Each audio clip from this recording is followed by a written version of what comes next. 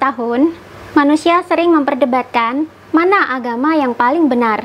Jangankan agama mana yang paling benar, perkara nama Tuhan saja sudah bisa menjadi bahan perdebatan hingga saling klaim kebenaran. Islam menyebut Tuhan dengan sebutan Allah, Yahudi menyebut Tuhan dengan sebutan Yahweh, Kristen menyebut Tuhan dengan sebutan Allah atau Bapa, dan Yesus juga disebut sebagai Tuhan. Hindu memanggil Tuhan dengan sebutan Sang Hyang Widi dan memiliki sejumlah dewa yang menjadi pengejauhantahan sifat-sifat Tuhan, mulai dari Dewa Brahma, Sang Pencipta, Dewa Wisnu, Sang Pemelihara, dan Dewa Siwa, Sang Pelebur.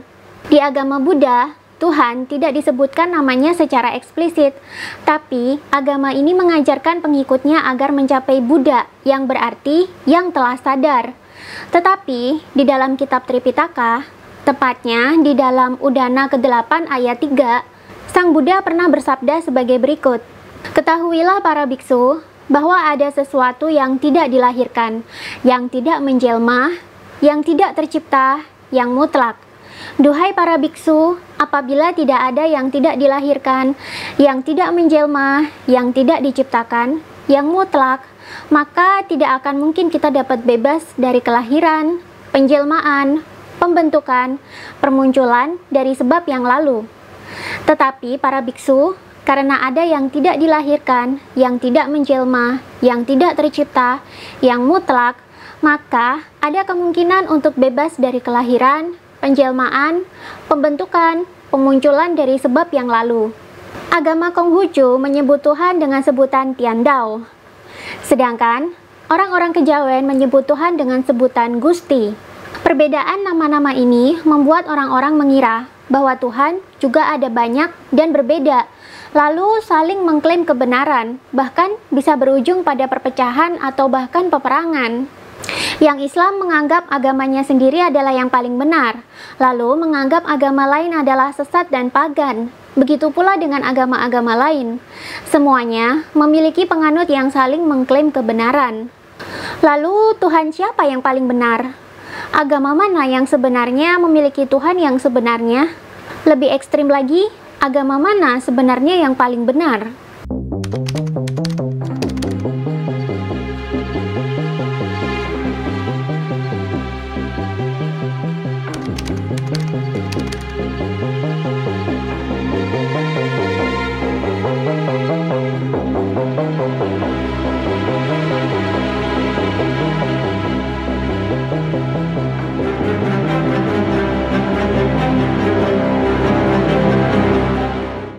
Jika mengacu kepada Tuhan sebagai sekedar nama, maka jelas masing-masing agama memiliki Tuhannya masing-masing dan berbeda.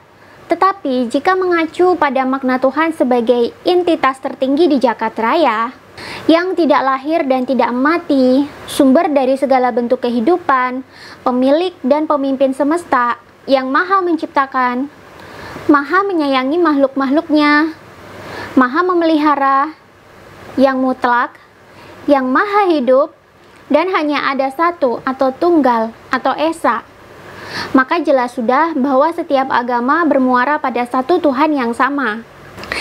Jika kita tidak mau membuka pikiran, maka tidak ada agama yang berbelok menyembah entitas lain selain sang entitas tertinggi yang menjadi sumber dari jagat raya. Entitas ini memiliki kekuatan paling besar, adanya hanya satu atau esa, awal dan ujung semua makhluk hidup kembali, dan tidak bisa digambarkan seperti apa bentuk dan keberadaannya. Jika semua mengacu pada definisi Tuhan yang seperti ini tadi, maka jelas semua agama di Indonesia mengacu pada entitas yang sama. Lalu, mengapa nama sebutannya bisa berbeda-beda? Tentu saja ini tergantung pada siapa orang yang menyampaikan agama tersebut, dan dari mana asal agama tersebut. Karena setiap daerah pasti memiliki budaya dan bahasa yang berbeda-beda.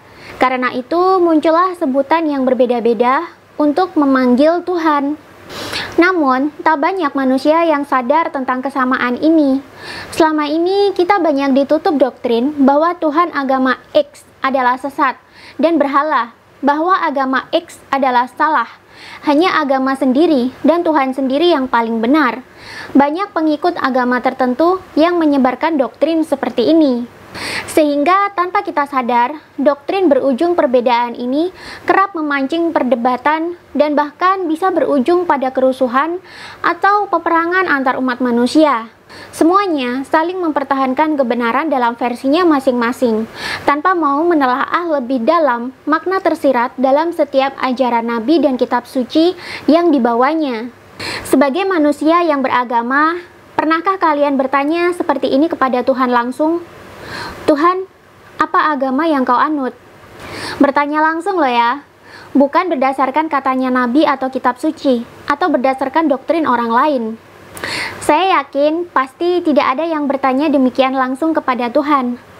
Stigma bahwa agama yang lain pasti salah, dan hanya agama yang kita anut adalah yang paling benar, tanpa kita sadari bisa saja menjadi senjata penghancur yang mematikan umat manusia lain.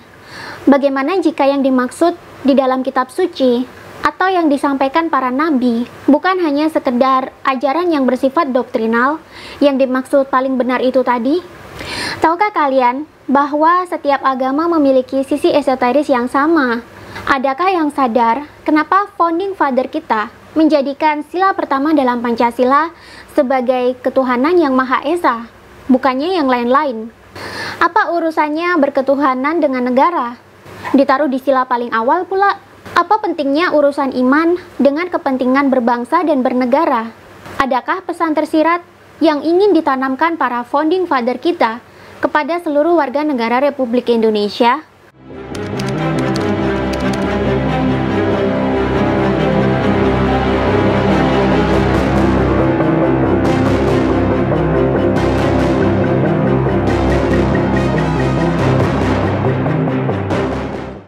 Semenjak dahulu, semenjak leluhur kita masih hidup di era yang kita sebut kuno, telah banyak dari mereka yang memahami esensi berketuhanan. Bahkan, telah banyak di antara mereka yang mengetahui rahasia-rahasia semesta, hanya dengan memanfaatkan kekuatan ilahi yang diberikan Tuhan dalam diri masing-masing.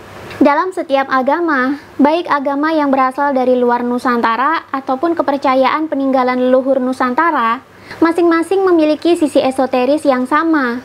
Memang ada perbedaan dalam hal ritual, karena setiap agama berasal dari wilayah yang berbeda-beda, dan setiap wilayah memiliki adat istiadat dan budaya sendiri. Tetapi, jika kita mau sebentar saja menilik inti dari masing-masing agama, tentu kita akan menyadari bahwa sejatinya ujung dari setiap agama adalah sama. Sisi esoteris agama adalah sama semua, walaupun masing-masing agama berbeda dalam membahasakannya. Dalam kepercayaan kuno Jawa, ada yang menyebutnya kejawen, kapitayan, Jawa Dipa. Telah lama leluhur menyadari adanya Gusti, yakni sebutan untuk Tuhan yang hanya ada satu. Dialah sumber dari segala kehidupan di semesta ini. Dialah yang mengatur jalannya kehidupan dan keteraturan alam semesta. Dialah yang menciptakan manusia. Dialah yang mengatur lahir dan mati setiap makhluk di alam. Dialah yang tak bisa digambarkan dan tak bisa dibayangkan seperti apa wujudnya. Namun, kehadirannya bisa dirasakan oleh setiap makhluk yang berkesadaran. Karena itu, dalam budaya Jawa, Gusti memiliki sebutan panjang, yakni Gusti Tan Keno Kinoyo Ngopo Tan Keno Kiniro, Anane Mong Esa. Yang berarti Tuhan yang tidak bisa dilihat seperti apa wujudnya, yang tidak bisa dikira. Adanya hanya satu atau Esa. Dan jika ditilik lebih lanjut, Gusti merupakan sanepan atau singkatan dari Bagusing Ati. Artinya, baiknya hati atau baiknya ada di hati. Ini memiliki makna filosofi yang mendalam, di mana artinya Tuhan hanya bisa dikenali oleh manusia yang telah baik atau murni hatinya dari segala bentuk nafsu, ego, emosi, dan keinginan. Bila manusia tidak baik atau murni hatinya, maka dia tak akan bisa melihat atau merasakan kehadiran Tuhan. Sudah sejak lama leluhur Nusantara telah mengetahui bahwa Tuhan telah memberikan sedikit percikan cahayanya dalam setiap diri manusia. Percikan cahaya Tuhan ini adalah ruh manusia yang menjadi diri sejati atau guru sejati manusia. Ruh inilah yang berfungsi sebagai penyampai pesan dan energi dari Tuhan, sehingga manusia bisa hidup dalam kecerdasan dan kebijaksanaan yang langsung dibisikkan Tuhan melalui guru sejati ini tadi. Manusia yang terhubung dengan guru sejatinya akan menjadi manusia yang bahagia, percaya diri, mengenali dirinya sendiri, bijaksana, sangat cerdas, dan bahkan bisa memiliki kekuatan-kekuatan yang tak bisa didefinisikan dengan ilmu pengetahuan modern. Sebab energi yang dia pakai bukan lagi energi pada umumnya, melainkan energi dari Tuhan langsung. Manusia yang telah terhubung dengan guru sejatinya dan sadar akan keberadaan Tuhan, maka hidupnya selalu menjadi berkah bagi pribadi maupun sekitarnya. Ia tumbuh menjadi manusia yang hidupnya selaras dan bisa merawat semesta dengan baik, sehingga hidupnya dan lingkungannya ikut merasakan kebaikan dari apa yang diperbuat si manusia ini tadi. Sedangkan manusia yang hatinya kotor, diliputi nafsu, ego, emosi, dan keinginan, dia tak akan bisa melihat dan merasakan Tuhan. Dan dia tak akan bisa terhubung dengan guru sejati ini, sehingga hidupnya akan dipenuhi dengan keburukan. Banyak hal jahat dan kerusakan akan dia lakukan di dunia. Dan dia tumbuh menjadi manusia yang merusak tatanan semesta. Menurut Syekh Abdul Qadir Al-Jailani, dalam kitab Sirul Asrar juga disebutkan bahwa Tuhan atau Allah telah menciptakan roh untuk manusia yang berasal dari cahaya Allah. Dalam kitab Sirul Asrar, roh manusia ini disebut sebagai roh Qudsi, sang manusia sejati. Dialah roh yang menjadi penuntun manusia untuk hidup lebih baik, yang membawa karomah atau kesaktian bagi manusia, dan menjadi media manusia untuk bisa mengenal, melihat, dan merasakan kehadiran Tuhan. Manusia sejati ini bersih dari segala nafsu, ego, dan keinginan.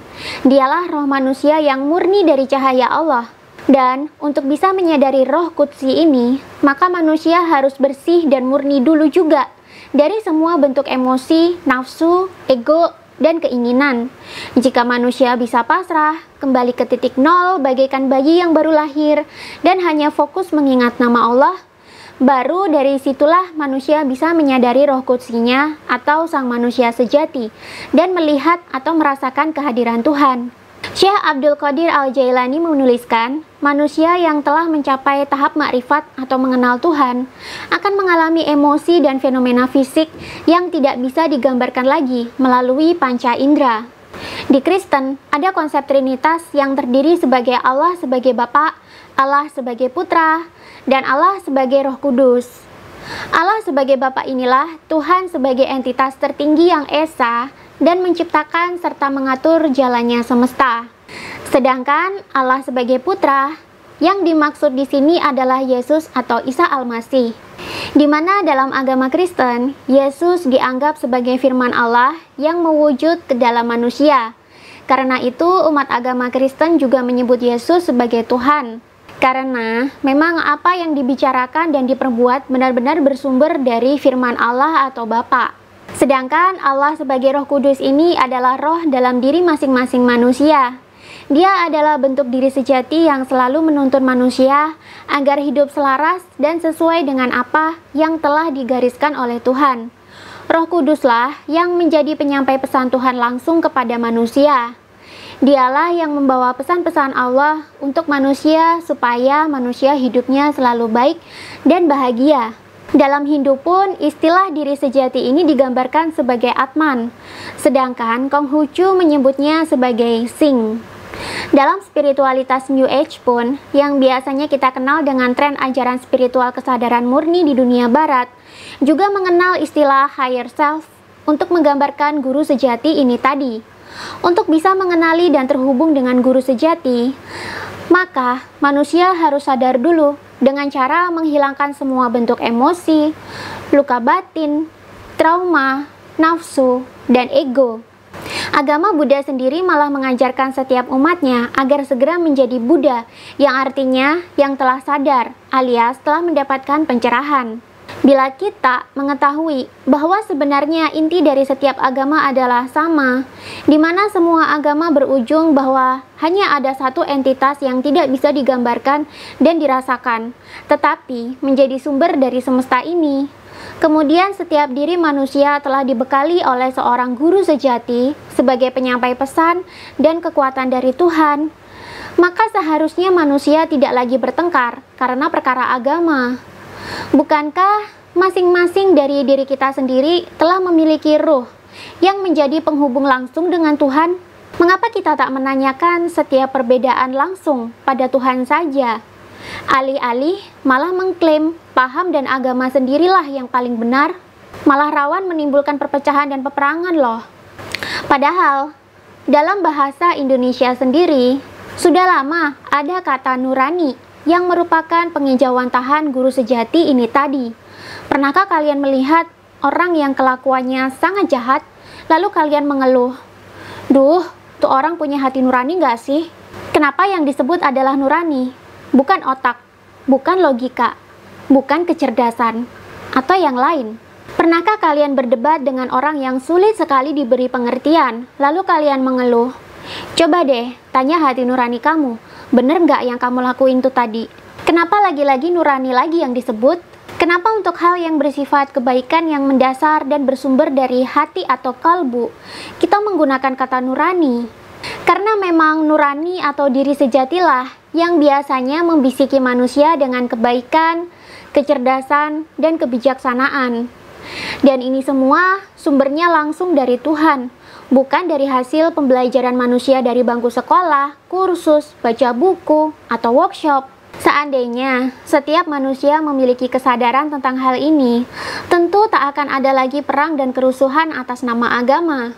Seandainya semua orang di dunia menyadari hal ini, tentu umat manusia akan tumbuh menjadi peradaban yang semakin baik dan selaras dengan hukum-hukum semesta. Tidak ada lagi kerusakan, tidak akan ada lagi perang. Dan ruh manusia inilah yang membawa karomah sendiri-sendiri untuk tiap manusia. Inilah jawaban kenapa orang zaman dulu itu sakti tapi bijaksana. Orang zaman dulu olah kebatinannya ekstrim. Mereka suka bertapa ke tempat sepi selama berhari-hari untuk menjauhkan diri dari segala hiruk-pikuk kehidupan, supaya bisa fokus menanggalkan setiap luka batin, emosi, nafsu, dan juga ego. Tak ada yang mereka harapkan selain menyadari bahwa dia adalah manusia yang diciptakan Tuhan dengan bekal guru sejati di dalam diri. Bila manusia telah berhasil mengenali guru sejatinya dan sukses mengenali Tuhan, maka karomah atau kewaskitaan atau kesaktiannya akan muncul. Pulang-pulang sudah menjadi manusia yang bijak namun sakti, karena guru sejatinya selalu membisikkan kebijaksanaan di setiap perbuatan dan langkahnya. Mereka pulang dalam kondisi sudah mendapatkan pencerahan. Sekarang sudah dapat jawaban kan? Kenapa leluhur kita sakti-sakti? Kenapa dulu kerajaan-kerajaan di Nusantara bisa menjadi negeri yang besar dan memiliki pengaruh yang luas? Kenapa pemuka agama yang sudah tinggi kesadaran spiritualitasnya, mereka itu sakti, bijaksana, tapi tidak mau terlibat dengan hiruk-pikuk duniawi? Karena Tuhan telah memberkati kita dengan guru sejati atau diri sejati ini tadi. Dialah yang menjadi penuntun perilaku manusia semasa hidup, agar sesuai dengan blueprint atau cetak biru fungsi masing-masing manusia di dunia ini. Dan yang jelas, semuanya mengarah pada kebaikan dan kemajuan peradaban. Manusia yang tidak terhubung dengan guru sejatinya, maka dia jelas-jelas tidak akan terhubung dengan Tuhan. Ia akan mudah sekali dikendalikan oleh ego dan nafsu, sehingga mudah berbuat kerusakan di dunia ini. Inilah sebabnya kenapa ada kejahatan dan kriminalitas di dunia. Manusia yang senantiasa terhubung dengan guru sejatinya akan mendapatkan pengetahuan kebijaksanaan dalam setiap keputusan yang akan diambil. Guru sejatinya pasti membisiki akibat dari setiap perilaku yang akan dikerjakan. Jika manusia bisa mendengarnya, tentunya manusia akan terhindar dari berbuat kerusakan atau kerugian. Orang Jawa kuno sering bilang, jika ingin mengenal Tuhan, kenali dulu percikan cahaya Tuhan atau nur di dalam dirimu sendiri. Baru kamu kenal Tuhan. Syekh Abdul Qadir Jailani juga menyebutkan bahwa roh kudsi atau manusia sejati adalah sarana manusia untuk mengenal dan terhubung dengan Tuhan. Manusia yang selalu terhubung dengan Tuhan dan diri sejatinya, maka dia akan menjadi rahmat bagi alam semesta. Di dalam roh kudsi ini, setan dan malaikat tak bisa masuk.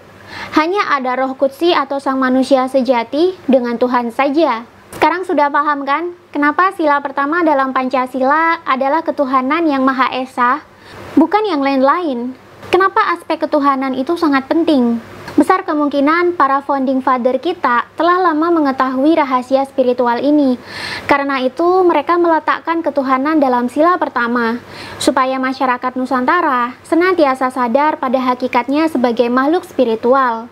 Bahkan Sabdo Palon pun pernah berkata, seperti yang didokumentasikan dalam Jangka Sabdo Palon dan Darmo Gandul, Nusantara baru bisa kembali menjadi mercusuar dunia bila ajaran Budi telah kembali diajarkan, yakni ajaran kesadaran murni atau ma'rifat.